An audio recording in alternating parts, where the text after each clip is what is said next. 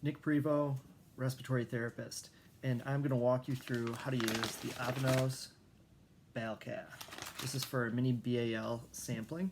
It comes in a 13 and 16 French catheter. Both are used the same way. Before you open up the catheter and we dive into that, there's a couple other things that you need to gather. All of these supplies are easily obtained in an ICU, but Avanos does a really good job of actually making a kit where you can get everything that you need for the procedure all put together for you. Also gives you a nice little workspace to work from. So aside from the actual catheter, you're also going to need two 60 cc syringes. You're going to need a Lucan strap. The kit also comes with a cap for it. And 2 vials of saline, as well as a blunt tip needle. So obviously you would attach your blunt tip needle. You're going to draw up between 40 and 50 cc's of saline into each syringe, but make sure that you always leave 5 cc's behind.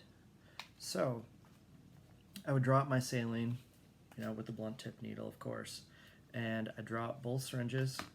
Again, this entire procedure would be done with another person to help, and everything would be sterile. So of course I would have gloves on, I would have my sterile field. There is a sterile pad in this kit. If you don't have one, you can get one. And I would have an extra set of hands. But to walk you through the demonstration, it's just me, so you kind of have to deal with my virtual assistant. So as I set that off to the side, after my syringes are full, I'll set my trap over there, and we'll dive into the actual catheter. So in this catheter package, there's a couple extra adapters and accessories that you don't necessarily need for this procedure. So we're going to pull out what is relevant. The first thing is going to be the catheter itself. Again, I have the 13 French here. And when you're doing the procedure, again, everything would be sterile. I can't stress that enough.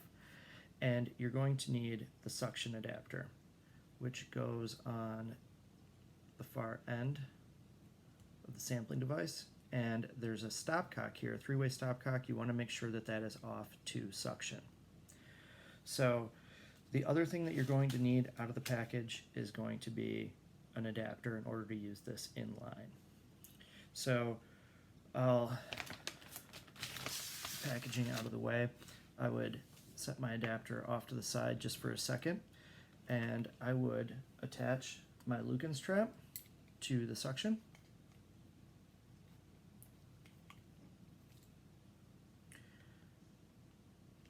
And obviously this set to wall suction. So what I like to do at this point is hook my syringe up and have everything ready to go.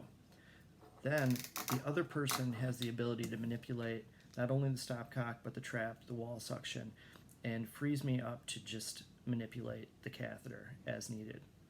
So I would hand this off, they would take care of this, maintain it, and the next thing that I would do is, this is a directional tip catheter.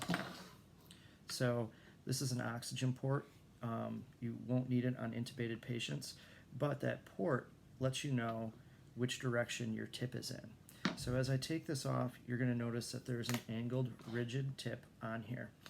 This allows us to pick which lung field we're going to enter, right or left, by simply manipulating the catheter when we get it to the end of the ET tube. So the BAL catheter is directional tip. That directional tip also can hang up on the hub, flange, inner flange of the hub of the ET tube. So it's always beneficial to start this before we put it on the patient. So again, somebody would be manipulating the stopcock, the Lucan strap, and that. I would come over to my patient. Vent circuit's up here, obviously closed suction. We're going to actually take the closed suction out of line. We'll place that somewhere clean so we don't contaminate it. We will put our adapter on, so that's partially threaded through, and we'd have our vent circuit back on here. Now you would notice on this catheter there are centimeter markings. They're tough to see on this camera, but what I want to do is I want to line my centimeter markings up with the markings that I can see on my tube. when I'm looking at my ET tube, I can see 28 easily on mine. So what I will do is I will advance the catheter down to that 28 mark.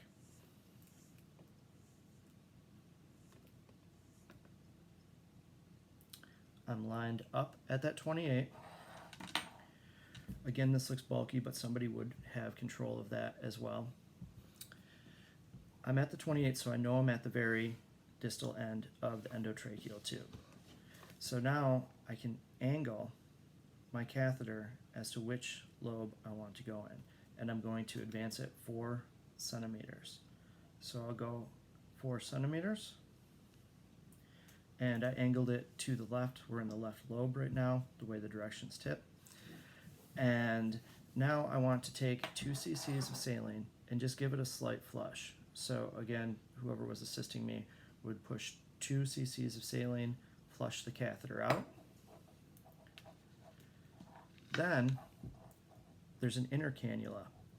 I would advance that until I feel resistance. Once I feel resistance, then I want to pull back slightly so I don't create a wedge.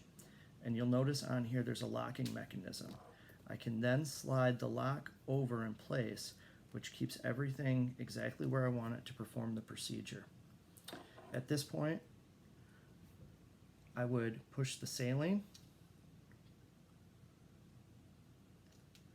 Then I would turn this so that my suction is on and try and fill the specimen trap.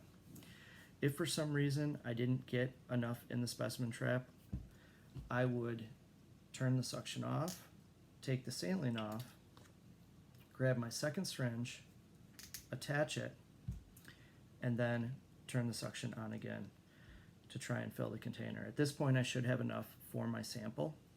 So I can turn the suction off, and I would be handling this. I'd want to have the person helping me disconnect this from the wall suction and the syringe as fast as possible after doing that, just so that when we get in the habit of pulling this out, we don't turn the container, specimen container, and have it sucked into the wall.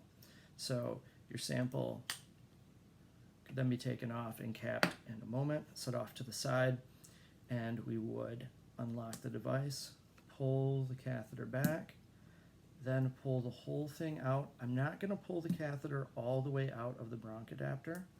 What I'll do is I'll wait till I get to this point so I don't pull it out and fling any of that material onto anybody around me. And I will disconnect and then connect my vent circuit with my closed suction back in line. This would then go in the biohazard container, and our specimen would get labeled and sent to lab. Thank you.